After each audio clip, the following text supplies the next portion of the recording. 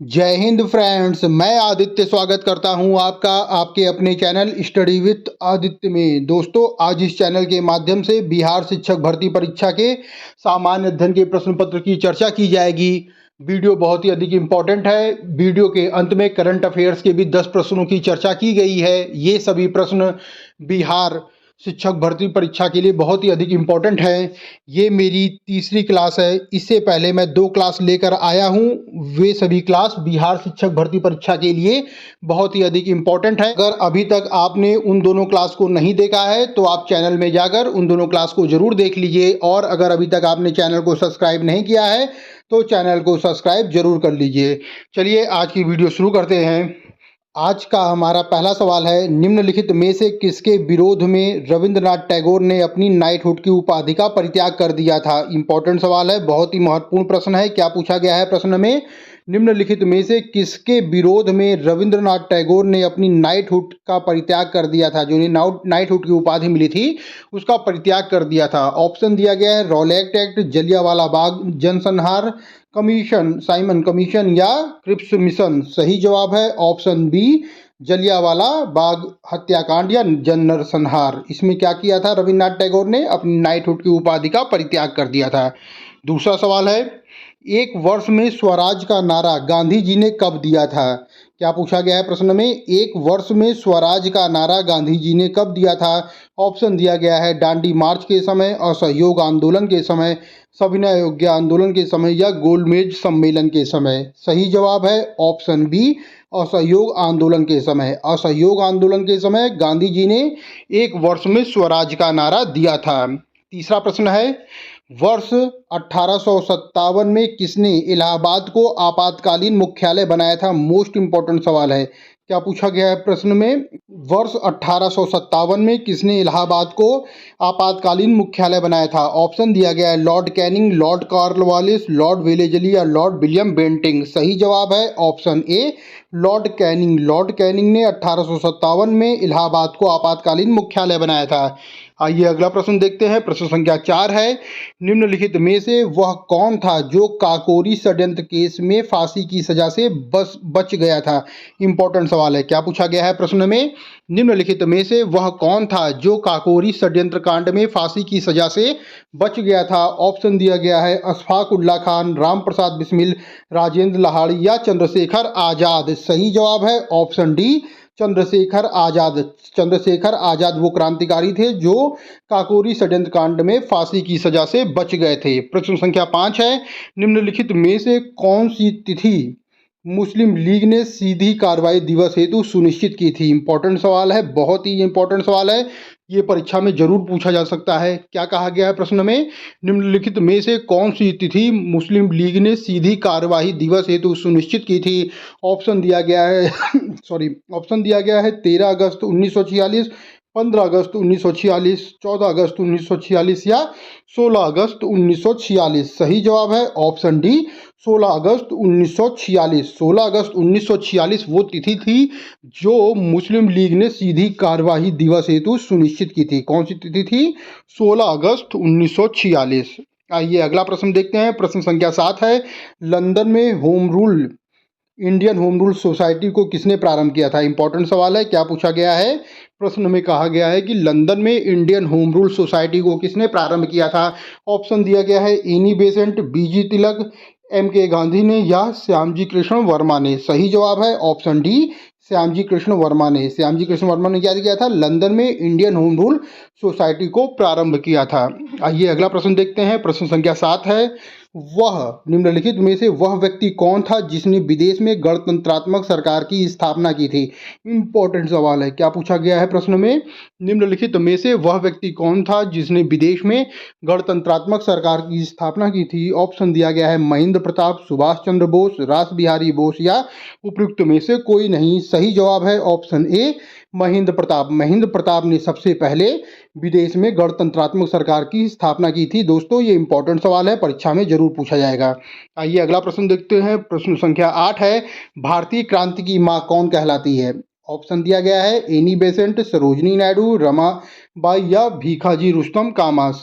सही जवाब है ऑप्शन डी भीखाजी रुस्तम कामा। भीखाजी रुस्तम कामा जो है वो भारतीय क्रांति की मां कहलाती हैं। आइए प्रश्न संख्या 9 देखते हैं। प्रश्न संख्या 9 है, कलकत्ता में एशियाटिक सोसाइटी की स्थापना के समय बंगाल का गवर्नर जनरल कौन था? इंपॉर्टेंट सवाल है। क्या पूछा गया है प्रश्न में? प्रश्न में पूछा गया है कि कलकत्ता में एशियाटिक सोसाइटी की स्थापना के समय बंगाल का गवर्नर जनरल कौन था? ऑप्शन दिया गया है Lord Cornwallis, Lord Warren Hastings, Lord Wellesley या लॉर्ड विलियम बेंटिंग।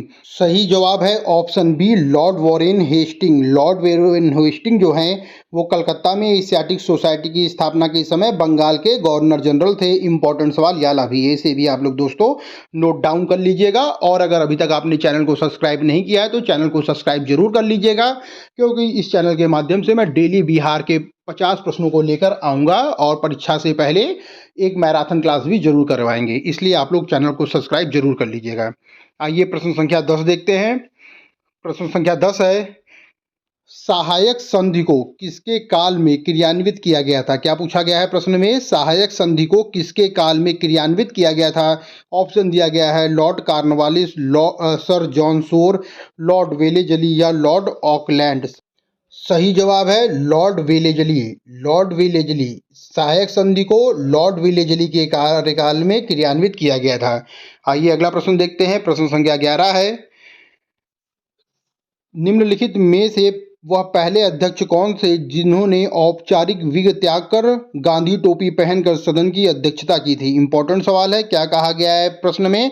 प्रश्न में पूछा गया है कि वह पहले अध्यक्ष कौन था जिसने औपचारिक विग को त्याग कर गांधी टोपी को पहनकर सदन की अध्यक्षता की थी? ऑप्शन दिया गया है सत्यनारायण सिन्हा, डॉक्टर राजेंद्र प्रसाद, जीबी मावलंकर या संजीव रेड्डी। सही जवाब है ऑप्शन सी जीवी मावलंकर। जीवी मावलंकर वो पहले अध्यक्ष थे जिन्होंने औपचारिक विग को त्याग कर गांधी टोपी पहनकर सदन की अध्यक्षता की थी। आइए प्रश्न संख्या 12 देखते हैं।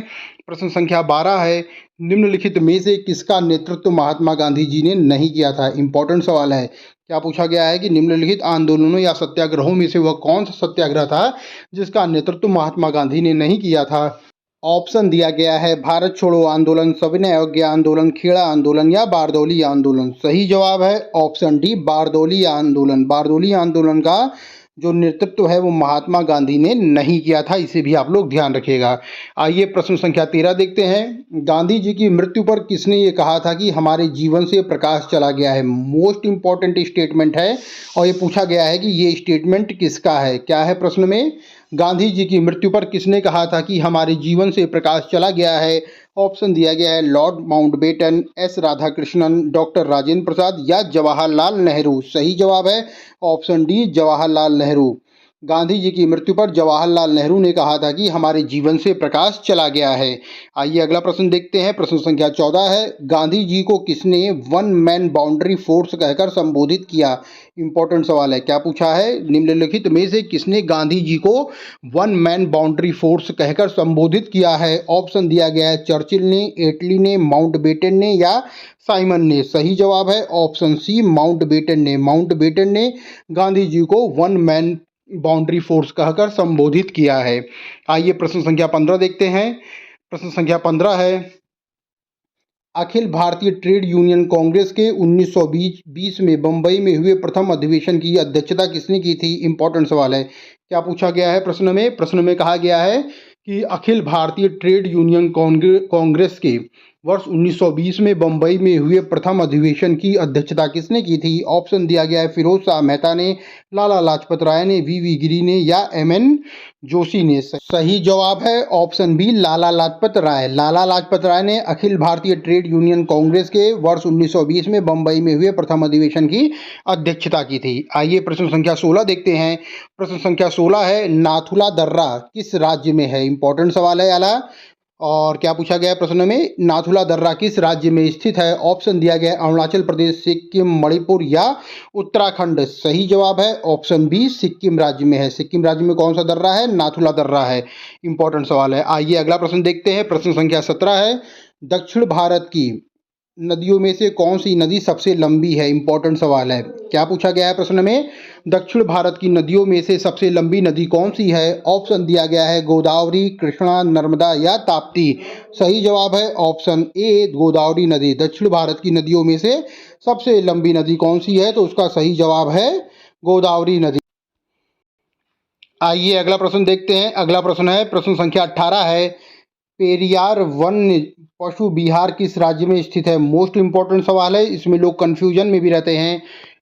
इसलिए इस सवाल को एक बार ध्यान से पढ़िएगा। क्या कहा गया है? पेरियार वन्य पशु विहार किस राज्य में स्थित है? ऑप्शन दिया गया है केरल, मध्य प्रदेश, उत्तराखंड या राजस्थान। सही जवाब है ऑप्शन ए केरल राज्य में है। पेरियार वन्य पशु विहार केरल राज्य में स्थित है। आइए प्रश्न संख्या 19 देखते हैं। केंद्रीय बकरी अनुसंधान संस्थान कहाँ पर स्थित है? ये भी इंपॉर्टेंट सवाल है। क्या पूछा गया है? केंद्रीय बकरी अनुसंधान संस्थान कहाँ स्थित है? ऑप्शन दिया गया है भोपाल, मखदूम, हिसार या अंबिका नगर। सही जवाब है ऑप्शन बी मखदूम। मखदूम में क्या है? केंद्रीय बकरी अनुसंधान संस्थान स्थित है। आइए अगला प्रश्न देखते हैं। प्रश्न संख्या 20 है, कावेरी नदी निम्नलिखित में से कहाँ गिरती है? इंपॉर्टेंट सवाल है। क्या पूछा गया है? कावेरी नदी निम्नलिखित में से कहाँ गिरती है? ऑप्शन दिया गया है बंगाल की खाड़ी, अरब सागर, पाक जलडमरू मध्य या इसमें से कोई नहीं। सही जवाब है ऑप्शन ए बंगाल की खाड़ी। जो कावेरी नदी है वो बंगाल की खाड़ी में गिरती है। दोस्तों ये सभी प्रश्न किसी न किसी परीक्षा में आ चुके हैं और या फिर उनसे संबंधित है, जो कि बिहार में भी बहुत सारी परीक्षाओं में आ चुके हैं। इसलिए ये सभी प्रश्न इंपॉर्टेंट हैं। इन सभी प्रश्नों को एक बार ध्यान से जरूर पढ़िएगा। अगर हो सके तो इन्हें एक जगह नोट डाउन भी करते जाइए, क्योंकि ये एग्जाम में इनके आने की प्रबल संभावना है। आइए अगला प्रश्न देखते हैं। प्रश्न संख्या 21 है, दुनिया की सबसे बड़ी मीठे पानी की झील कौन सी है? इंपॉर्टेंट सवाल है। क्या पूछा गया है? दुनिया की सबसे बड़ी मीठे पानी की झील कौन सी है? ऑप्शन दिया गया है lake superior, lake Victoria, lake Huron या इसमें से कोई नहीं। सही जवाब है option A lake superior. Lake superior जो है वो दुनिया की सबसे बड़ी मीठे पानी की झील है। आइए अगला प्रश्न देखते हैं। प्रश्न संख्या 22 है, आपेक्षित आर्द्रता। क्या पूछा गया है? आपेक्षित आर्द्रता साधारणतया किससे नापी जाती है? इंपॉर्टेंट सवाल है। क्या पूछा गया है प्रश्न में? फिर सुनिए। आपेक्षिक आर्द्रता किससे नापी जाती है? ऑप्शन दिया गया है थर्मामीटर, बैरोमीटर, हाइग्रोमीटर या लैक्टोमीटर। सही जवाब है ऑप्शन सी हाइग्रोमीटर। आपेक्षित आर्द्रता को साधारणतया हाइग्रोमीटर से नापा जाता है। आइए अगला प्रश्न देखते हैं। अगला प्रश्न है, अटाकामा मरुस्थल किस दक्षिणी अमेरिकी द्वीप में स्थित है? अच्छा प्रश्न है। क्या पूछा गया है? अटाकामा मरुस्थल किस दक्षिण अमेरिकी देश में है? ऑप्शन दिया गया है बोत्सवाना, चीन, चिली या संयुक्त राज्य अमेरिका। सही जवाब है ऑप्शन सी चिली। चिली में कौन सा मरुस्थल है? अटाकामा जो है वो चिली में है। इंपॉर्टेंट सवाल है ये वाला भी, इसे भी आप लोग देख लीजिएगा। आइए प्रश्न संख्या 24 की बात करते हैं। प्रश्न संख्या 24 में पूछा गया है, कान्हा राष्ट्रीय उद्यान किस राज्य में स्थित है? इंपॉर्टेंट सवाल है, आएगा परीक्षा में आ सकता है, इसको भी आप लोग ध्यान रखिएगा। क्या कहा गया है? कान्हा राष्ट्रीय उद्यान किस राज्य में स्थित है? ऑप्शन दिया गया है छत्तीसगढ़, मध्य प्रदेश, असम या राजस्थान। सही जवाब है ऑप्शन बी मध्य प्रदेश। कान्हा राष्ट्रीय उद्यान मध्य प्रदेश राज्य में स्थित है। आइए प्रश्न संख्या 25 देखते हैं। विश्व का एकमात्र तैरने वाला राष्ट्रीय उद्यान केबुल लैमजाओ नेशनल पार्क कहाँ पर है? क्या पूछा गया है कि विश्व का एकमात्र तैरने वाला राष्ट्रीय उद्यान केबिल लामजाओ जो है नेशनल पार्क, ये कहाँ पर स्थित है? ऑप्शन दिया गया है मणिपुर, मिजोरम, मेघालय या नागालैंड। सही जवाब है ऑप्शन ए मणिपुर में है। मणिपुर में कौन सा है? विश्व का एकमात्र राष्ट्रीय उद्यान जो कि तैरने वाला राष्ट्रीय उद्यान है केबिल लामजाओ जो नेशनल पार्क है, कहाँ पर है? ये मणिपुर में है। आइए अगला प्रश्न देखते हैं। प्रश्न संख्या 26 है, निम्नलिखित में से कौन सा शहर भारत का सिलिकॉन वैली कहलाता है? इंपॉर्टेंट सवाल है। क्या पूछा गया है प्रश्न में? निम्नलिखित में से कौन सा शहर भारत का सिलिकॉन वैली कहलाता है? सॉरी, आपके ऑप्शन दिए गए हैं हैदराबाद, बेंगलोर, मुंबई या मदुरई। सही जवाब है ऑप्शन बी बेंगलोर। बेंगलोर जो है वो भारत का सिलिकॉन वैली कहलाता है, इसे आप लोग जरूर ध्यान रखिएगा। आइए अगला प्रश्न देखते हैं। प्रश्न संख्या 27 है, भूकंपन यानी अर्थक्वेक किस उपकरण से मापते हैं? इंपॉर्टेंट सवाल है, मोस्ट इंपॉर्टेंट सवाल है। क्या पूछा गया है? भूकंप को किस उपकरण से मापा जाता है? ऑप्शन दिया गया है थर्मामीटर, इलेक्ट्रोस्कोप, सिस्मोग्राफ या बैरोमीटर। सही जवाब है सिस्मोग्राफ। सिस्मोग्राफ से क्या करते हैं, भूकंपन को मापते हैं सिस्मोग्राफ से। आइए अगला प्रश्न देखते हैं, प्रश्न संख्या 28 है। सूर्य की सबसे बाहरी सतह का नाम क्या है? इंपॉर्टेंट सवाल है। क्या पूछा गया है? सूर्य की सबसे बाहरी सतह का नाम क्या है? ऑप्शन दिया गया है क्रोमोमंडल, थर्मोमंडल, कोरोना या प्रकाश मंडल। सही जवाब है ऑप्शन सी कोरोना। कोरोना जो है वो सूर्य की सबसे बाहरी सतह का नाम है। आइए अगला प्रश्न देखते हैं, प्रश्न संख्या 29 है। विश्व का सबसे बड़ा महासागर कौन सा है? ऑप्शन दिया गया है प्रशांत महासागर, आर्कटिक महासागर, हिंद महासागर या अटलांटिक महासागर। सही जवाब है ऑप्शन ए प्रशांत महासागर। विश्व का सबसे बड़ा महासागर प्रशांत महासागर है। आइए अगला प्रश्न देखते हैं, प्रश्न संख्या 30 है। यूरोप अफ्रीका को यूरोप से कौन पृथक करता है? क्या पूछा गया है? अफ्रीका को यूरोप से निम्नलिखित में से कौन पृथक करता है? ऑप्शन दिया गया है लाल सागर, भूमध्य सागर, अटलांटिक सागर या पर्शियन खाड़ी। सही जवाब है ऑप्शन बी भूमध्य सागर। भूमध्य सागर जो है वो अफ्रीका को यूरोप से पृथक करता है। आइए प्रश्न संख्या 31 देखते हैं। दांतों और हड्डियों में पाया जाने वाला तत्व कौन सा है? ऑप्शन दिया गया है पोटेशियम एवं मैग्नीशियम, कैल्शियम एवं मैग्नीशियम, कैल्शियम एवं फास्फोरस या फास्फोरस एवं पोटेशियम। प्रश्न में पूछा गया है दांतों और हड्डियों में पाया जाने वाला तत्व कौन सा है? ऑप्शन सी सही है कैल्शियम और फास्फोरस। कैल्शियम और जो फास्फोरस है ये दांतों और हड्डियों में पाया जाने वाला तत्व है। आइए अगला प्रश्न देखते हैं, प्रश्न संख्या 32 है। रात में पेड़ों के नीचे सोना उचित नहीं होता है क्योंकि रात में पेड़ कौन सी गैस छोड़ते हैं? ऑप्शन दिया गया है कार्बन डाइऑक्साइड, नाइट्रोजन, ऑक्सीजन या मीथेन। सही जवाब है ऑप्शन ए कार्बन डाइऑक्साइड। रातों में पेड़ के नीचे सोना उचित नहीं है क्योंकि रात में पेड़ जो है वो कार्बन डाइऑक्साइड छोड़ते हैं। आइए प्रश्न संख्या 33 देखते हैं। ध्वनि प्रदूषण की इकाई क्या है? इंपॉर्टेंट सवाल है, परीक्षाओं में पूछा गया सवाल है। क्या पूछा गया है? ये ध्वनि प्रदूषण की इकाई क्या है? ऑप्शन दिया गया है डेसिमल, डेसिबल, पारसेक या डायोप्टर। सही जवाब है ऑप्शन बी डेसिबल। डेसिबल जो है वो ध्वनि प्रदूषण की इकाई है। आइए अगला प्रश्न देखते हैं, प्रश्न संख्या 34 है।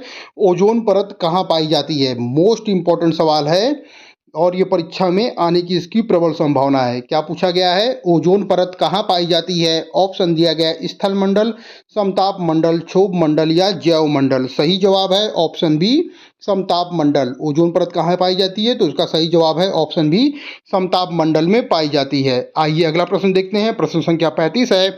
शुष्क बर्फ क्या है? बहुत ही अच्छा और इम्पोर्टेंट सवाल है, लोग कंफ्यूज हो जाते हैं, इसे ध्यान रखिएगा। क्या पूछा गया है प्रश्न में? शुष्क बर्फ क्या है? ऑप्शन दिया गया ठोस कार्बन डाइऑक्साइड, ठोस हाइड्रोजन, ठोस नाइट्रोजन या इसमें से कोई नहीं। सही जवाब है ऑप्शन ए ठोस कार्बन डाइऑक्साइड। ठोस कार्बन डाइऑक्साइड ही शुष्क बर्फ कहलाती है। आइए अगला प्रश्न देखते हैं, प्रश्न संख्या 36 है। निम्नलिखित में से किस जीव को किसानों का मित्र कहा जाता है? अच्छा सवाल है। क्या पूछा गया है? निम्नलिखित में से किस जीव को किसानों का मित्र कहा जाता है? ऑप्शन दिया गया है केचुआ, गाय, मेढक या कुत्ता। इसका जवाब सभी को पता होगा। सही जवाब है ऑप्शन ए केचुआ। केचुआ को किसानों का मित्र कहा जाता है। आइए अगला प्रश्न देखते हैं, प्रश्न संख्या 37 है। एथलीट फुट रोग किसके कारण होता है? इंपॉर्टेंट सवाल है। क्या पूछा गया है? एथलीट फुट रोग जो है वो किसके कारण होता है? ऑप्शन दिया गया है कवक, जीवाणु, विषाणु या प्रोटोजोआ। सही जवाब है ऑप्शन ए कवक। एथलीट फुट रोग जो है वो कवक के कारण होता है। आइए प्रश्न संख्या 38 देखते हैं। सौर विकिरण यानी कि सोलर रेडिएशन किसके द्वारा मापा जाता है? इंपॉर्टेंट सवाल है। क्या पूछा गया है? सौर विकिरण किसके द्वारा मापते हैं? ऑप्शन दिया गया है बैरोमीटर, मोनोमीटर, पायरोमीटर या ऑडोमीटर। सही जवाब है option C pyrometer. Sorry pyrometer के द्वारा सौर विकिरण को मापा जाता है। आइए प्रश्न संख्या 39 देखते हैं। जंतु कोशिका के किस हिस्से को पावर हाउस कहा जाता है? बहुत बार सवाल पूछा गया है, इसको बताने की जरूरत भी नहीं है, सभी लोग इसका उत्तर जानते हैं। लेकिन क्या ऑप्शन है देख लेते एक बार। राइबोसोम, लाइसोसोम, माइटोकॉन्ड्रिया या इसमें से कोई नहीं। सही जवाब है ऑप्शन सी माइटोकॉन्ड्रिया। जो माइटोकॉन्ड्रिया है उसे जंतु कोशिका के हिस्से का पावर हाउस कहा जाता है। किसको पावर हाउस कहा जाता है? तो माइटोकॉन्ड्रिया को कहा जाता है। आइए प्रश्न संख्या 40 देखते हैं। निम्नलिखित में से किस गैस का प्रयोग होता है? यानी कि बल्ब में निम्नलिखित में से किस गैस का प्रयोग होता है? ऑप्शन दिया गया है ऑक्सीजन, हाइड्रोजन, ऑर्गन या नाइट्रोजन। सही जवाब है ऑप्शन सी ऑर्गन। ऑर्गन जो है उसका प्रयोग किसमें होता है? बल्ब में। बल्ब में ऑर्गन गैस का प्रयोग होता है। आइए अगला प्रश्न देखते हैं, प्रश्न संख्या 41 है। हाल ही में किस राज्य की रायगढ़ सॉल को जीआई टैग मिला हुआ है? करंट अफेयर्स का ये सवाल है, इंपॉर्टेंट सवाल है। क्या पूछा गया है? किस राज्य की रायगढ़ सॉल को जीआई टैग मिला हुआ है? ऑप्शन दिया गया है महाराष्ट्र, मध्य प्रदेश, राजस्थान, उड़ीसा। सही जवाब है ऑप्शन डी, उड़ीसा। उड़ीसा राज्य की रायगढ़ सॉल को जीआई टैग मिला हुआ है। दोस्तों, ये जो करंट अफेयर्स का सवाल है ये बहुत ही अधिक पुराना नहीं है, ये लेटेस्ट यानी कि अगस्त, सितंबर, अक्टूबर, नवंबर के ही करंट अफेयर्स के सवाल है जिनकी परीक्षा में आने की प्रबल संभावना है। इसलिए इन सभी करंट अफेयर्स के सवाल को भी आप लोग ध्यान से देखिएगा। प्रश्न में क्या इसमें पूछा गया था? किस राज्य की रायगढ़ सॉल को जीआई टैग मिला है? ऑप्शन डी सही है, उड़ीसा राज्य की। आइए अगला प्रश्न देखते हैं। प्रश्न संख्या 42 है। हाल ही में चर्चा में रहा बाल्टिक देश तथा पोलैंड ने बेलारूस से निवेदन किया है कि वह वैगनर ग्रुप को रोके। वैगनर ग्रुप का संबंध किस देश से है? इंपॉर्टेंट सवाल है। क्या पूछा गया है कि वैगनर ग्रुप का जो संबंध है वो किस देश से है, ये पूछा गया है। ऑप्शन दिया गया है रूस, इटली, जापान या बांग्लादेश। सही जवाब है ऑप्शन ए, रूस। जो वैगनर ग्रुप का संबंध है ये रूस देश से है, इसे आप लोग जरूर याद रखिएगा। आइए प्रश्न संख्या 43 देखते हैं। हाल ही में किसने leading fintech personality of the year का पुरस्कार जीता है? पुरस्कार एग्जाम में जरूर पूछा जाता है, इसलिए इसे ध्यान रखिएगा। हाल ही में किसने leading fintech personality of the year का पुरस्कार जीता है? ऑप्शन दिया गया है विपिन अग्रवाल, संजय शर्मा, अदीब अहमद या श्याम सुंदर गुप्ता। सही जवाब है ऑप्शन सी, अदीब अहमद। अदीब अहमद ने leading fintech personality of the year का पुरस्कार जीता है। आइए प्रश्न संख्या 44 देखते हैं। हाल ही में नेस्कॉम ने किसे अपना चेयरपर्सन नियुक्त किया है? मोस्ट इंपॉर्टेंट सवाल है, ये भी नियुक्ति से संबंधित सवाल है और ये मोस्ट इंपॉर्टेंट सवाल है, परीक्षा में जरूर पूछा जा सकता है। क्या पूछा गया है? हाल ही में नेस्कॉम ने अपना चेयरपर्सन किसे नियुक्त किया है? ऑप्शन दिया गया अतुल गर्ग, वी एलकाथा, राजेश नाम्बियार या मनीष देसाई। सही जवाब है ऑप्शन सी, राजेश नाम्बियार। राजेश नाम्बियार को नेस्कॉम ने अपना चेयरपर्सन नियुक्त किया है। आइए प्रश्न संख्या 45 देखते हैं। हाल ही में मिस इंटरनेशनल इंडिया 2023 कौन बनी है?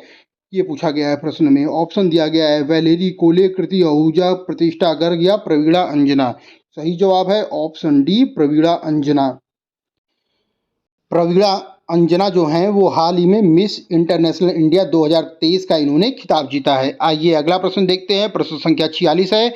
अभी हाल ही में एम्स ने दवाओं, टीकों, सांप-रोधी जहर की आपूर्ति ड्रोन के माध्यम से करने का फैसला किया है और उस एम्स का नाम पूछा गया है।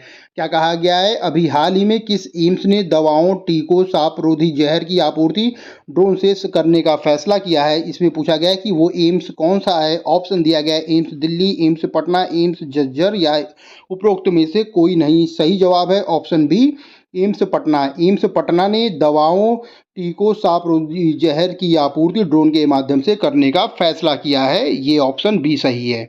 आइए प्रश्न संख्या 47 देखते हैं। हाल ही में एशियाई टेबल टेनिस चैंपियनशिप 2023 में भारतीय टीम ने कौन सा पदक जीता है? इंपॉर्टेंट सवाल है, परीक्षा में पूछा जा सकता है। क्या कहा गया है प्रश्न में? हाल ही में एशियाई टेबल टेनिस चैंपियनशिप 2023 में भारतीय टीम ने कौन सा पदक जीता है? ऑप्शन दिया गया है स्वर्ण पदक, रजत पदक, कांस्य पदक या उपरोक्त में से कोई नहीं। सही जवाब है ऑप्शन सी, कांस्य पदक। कांस्य पदक जीता है किसने? एशियाई टेबल टेनिस चैंपियनशिप में भारतीय टीम ने कांस्य पदक जीता है। आइए अगला प्रश्न देखते हैं। प्रश्न संख्या 48 है। हाल ही में नोबल फाउंडेशन ने वर्ष 2023 के नोबल पुरस्कार समारोह में भाग लेने के लिए 3 देशों के प्रतिनिधियों हेतु अपना निमंत्रण वापस ले लिया है। निम्नलिखित में से कौन से देश इसमें शामिल हैं? इंपॉर्टेंट सवाल है। क्या कहा गया है प्रश्न में? हाल ही में नोबल फाउंडेशन ने वर्ष 2023 के नोबल पुरस्कार समारोह में भाग लेने के लिए 3 देशों के प्रतिनिधियों हेतु अपना निमंत्रण वापस ले लिया है। अपना निमंत्रण वापस लिया, इसको ध्यान रखिएगा। निम्न में से वो 3 देश कौन से हैं? ऑप्शन दिया गया है ईरान, रूस, बेलारूस, ईरान। रूस, बेलारूस, इराक, चीन, बेलारूस, ईरान या चीन, पाकिस्तान, ईरान। सही जवाब है ऑप्शन ए, रूस, बेलारूस, ईरान। इन तीनों देशों के प्रतिनिधियों हेतु अपना निमंत्रण वापस ले लिया है। किसने वापस लिया? नोबल फाउंडेशन ने वर्ष 2023 के लिए रूस, बेलारूस, ईरान के प्रतिनिधियों हेतु अपना निमंत्रण वापस लिया है। आइए प्रश्न संख्या 49 देखते हैं। किस राज्य के कोरापुट काला जीरा चावल को सितंबर 2023 में जीआई टैग मिला हुआ है? इंपॉर्टेंट सवाल है। क्या पूछा गया है? कोरापुट काला जीरा चावल को सितंबर 2023 में जीआई टैग प्रदान किया गया है। ये जो कोरापुट काला जीरा चावल है, इसका संबंध किस राज्य से है? ऑप्शन दिया गया है असम, उड़ीसा, उत्तर प्रदेश या बिहार। सही जवाब है ऑप्शन बी, उड़ीसा। उड़ीसा राज्य से संबंधित है क्या? कोरापुट काला जीरा चावल, जिसे अभी हाल ही में जीआई टैग मिला हुआ है। आइए आज का अंतिम प्रश्न देखते हैं। आज का अंतिम प्रश्न है प्रश्न संख्या 50। फायर ऑन द गंगास पुस्तक किसके द्वारा लिखी गई है? इंपॉर्टेंट सवाल है क्योंकि ये पुस्तक अभी हाल ही में लिखी गई है, परीक्षा में पूछा जा सकता है। क्या पूछा गया है? फायर ऑन द गंगास पुस्तक किसके द्वारा लिखी गई है? ऑप्शन दिया गया है राधिका अयंगर, सलमान रुश्दी, संजय उपाध्याय या अमिताभ घोष। सही जवाब है ऑप्शन ए, राधिका अयंगर। राधिका अयंगर की कौन सी पुस्तक है? फायर ऑन द गंगास पुस्तक राधिका अयंगर के द्वारा लिखी गई है। दोस्तों आज की हमारी तीसरी क्लास यहीं समाप्त होती है और अगली क्लास कल जरूर लेकर आएंगे। इसलिए अगर आप चैनल में नए हैं तो चैनल को लाइक करें, शेयर करें और सब्सक्राइब कर लें। और इस चैनल के माध्यम से मैं डेली बिहार शिक्षक भर्ती परीक्षा से संबंधित 50 प्रश्नों को लेकर जरूर आऊँगा। इसलिए आप लोग चैनल को सब्सक्राइब जरूर कर लें। Study with Aditya. Thank you friends. जय हिंद फ्रेंड्स।